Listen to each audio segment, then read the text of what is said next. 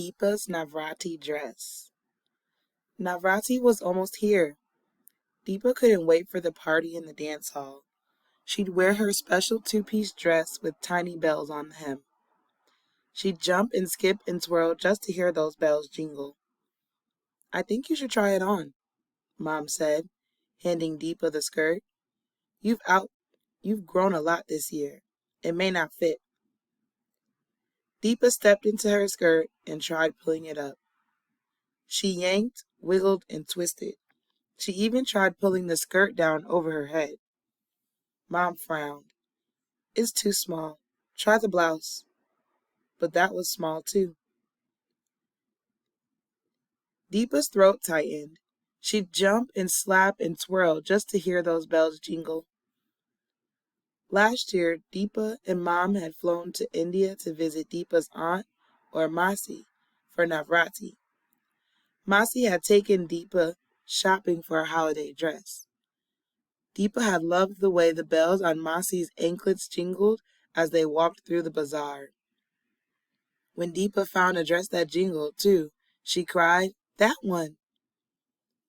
For 9 nights, she and her aunt had laughed and danced in the village with their sparkling skirts, and now the dress no longer fit. "Can we have it altered?" Deepa asked. "We can try," said Mom. But when the tailor looked at the dress, he shook his head. He said it could only be made smaller.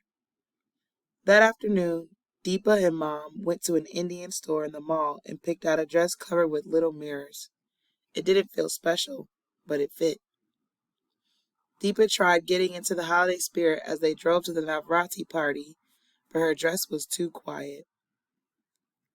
In the parking lot, Mom opened the car trunk to put away her purse. Deepa noticed a familiar bundle. "Is that my dress?" she asked. "I forgot to put it away," Mom said, closing the trunk.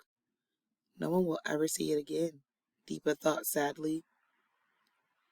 As they neared the dance hall, Deepa heard drums beating, people laughing, bells clanging. Inside, hundreds of whirling dancers clacked colorful sticks together in a circle. The room felt warm and alive. A lady swayed past and her little girl followed, hopping along holding sticks tied with bells. Deepa smiled. It was like watching herself with Masi. Later, paper plates thick with potato curry were served. The girl squeezed past Deepa, gripping a plate. "Be careful, Sylvie," the lady warned. Suddenly, someone backed into Sylvie. Deepa cried, "Watch out!" but it was too late. Sauce splashed onto Sylvie's skirt. "My favorite dress," Sylvia sobbed. "My favorite dress." The words stuck. Deepa tapped Mom's arm. "I can help her," she whispered. They hurried out to the car. Deepa scooped out her dress and the bells jingled in the wind. She carried it to Sylvie. "I want you to have this." "I love it. Thank you," Sylvie cried. After changing into the dress, she hugged Deepa and offered her the jingle sticks. Deepa laughed as they jumped, skipped, and twirled their way into the dance circle. Navrati was more fun with a little jingle and a new friend.